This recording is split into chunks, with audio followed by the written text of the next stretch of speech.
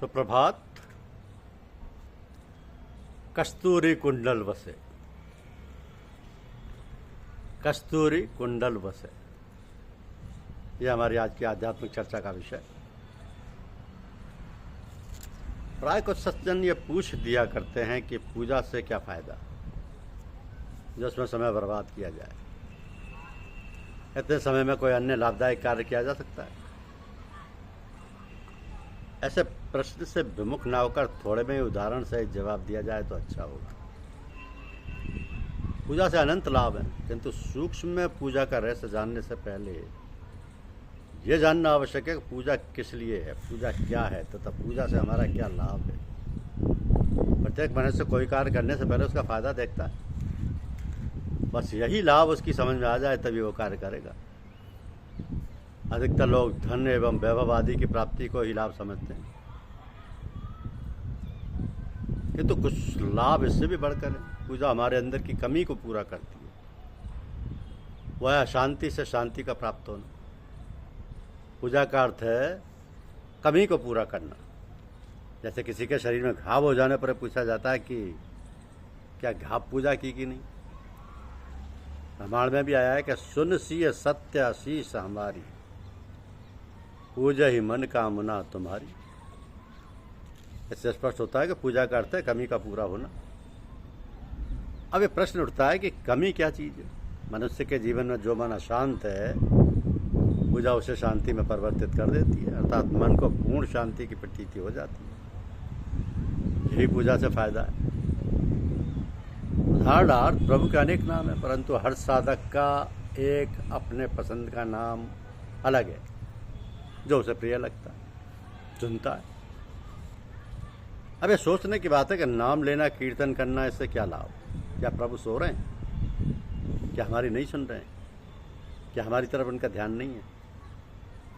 ऐसी बात नहीं। वह जाग रहे हैं, सुन रहे हैं, उनका ख्याल भी हमारी तरफ है, परंतु वह ऐसे ही जिस प्रकार हम लोग अपने कमरे में बैठे हैं, उसमें वायु खूब भरी है, परंतु कहते हैं आज हवा नहीं है, बड़ी गर्मी महसूस हो रही है, थोड़ा पंखा चला दिया जाए। बस पंखा चलने लगा तथा हवा आने लगी, गर्मी दूर हो गई। अब ये सोचने और समझने की बात है कि क्या पंखे में हवा उपलब्ध थी जो पंखे ने हवा छोड़ी है? उस शांत और स्थिर वायु में पंखे ने हरकत पैदा कर दी। पंखे की गति ने वायु की धाराओं को कुछ तेज कर दिया। वायु कमरे में उतनी है, किंतु हवा हरकत में आकर बहने लगी और लोगों को आराम देने लगी। उसी प्रकार ईश्वर शांत व स्थिर है। यदि आपको शांति एवं आनंद की कमी को पूरा करना है तो उसमें कुछ कंपन या हरकत कीजिए, उनसे विनती कीजिए। अपने अंतःकरण के शांत ईश्वर को कुछ अपनी ओर आकृष्ट कीजिए, बस आपके समस्त कष्ट दूर हो जाएंगे। आपके हृदय में ईश्वर है और वहीं आप भी हैं। और शांत व स्थिर ईश्वर में हम अपनी मनमानी कर रहे हैं, जिससे दुखी व अशांत। यदि ईश्वर की तरफ आपका ध्यान उसके निकट के वातावरण में जाकर प्रेम की उत्कंठा उत्पन्न करेगा तो प्रभु आपकी तरफ अवश्य ध्यान देंगे। जैसे माता रोते हुए बालक पर उतना ध्यान नहीं देती जितना सिसक कर रोते हुए बालक की चिंता कर दौड़कर उस बालक को गोद में उठाकर अपने गले लगा। आप दिन भर परिश्रम करते हैं धन कमाने के लिए, धन से लेकर सुख पाते हैं, परंतु निद्रा में कोई व्यक्ति धन नहीं कमाता, अचेत पड़ा रहता, समय भी व्यर्थ जाता। पर क्या निद्रा व्यर्थ है? निद्रा व्यर्थ है, उससे लाभ नहीं है। निद्रा लेने का ऐसे एक महान लाभ है, वह एक अजीब आनंद है। मनुष्य को यदि 2 दिन निद्रा ना आए तो उसकी क्या स्थिति होगी।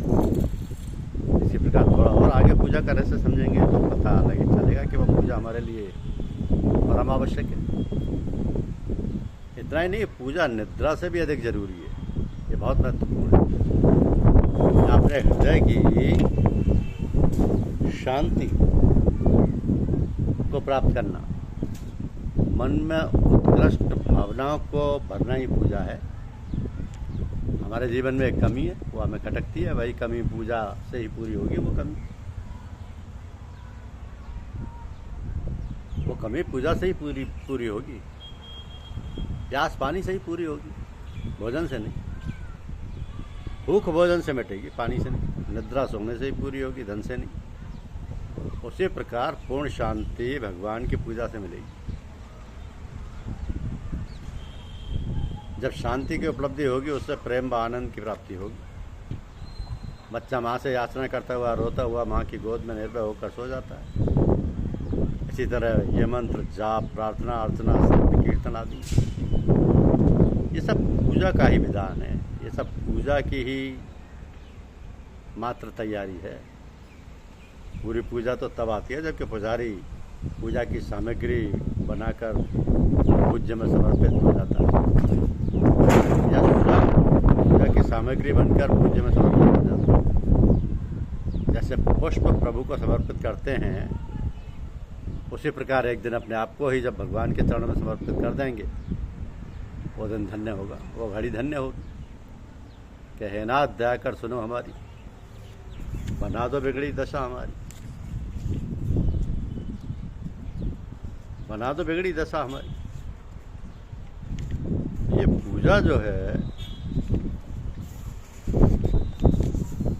ईश्वर के रास्ते में न खून का रिश्ता चलता है, न जात पात, और न ही देश विदेश का। इस रास्ते में जो चीज़ आपस में बांधती है उसे कहते हैं श्रद्धा, विश्वास, प्रेम और समर्पण। तो घड़ा जितनी कच्ची मिट्टी का बना होता है, उसका पानी उतना ही स्वादिष्ट होता है।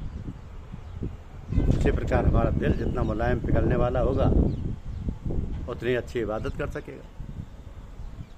मोहब्बत के लिए ढूंढ कोई दिल टूटने वाला, ये वो मैं है जिसे रखते हैं नाजुक आबगीनों में।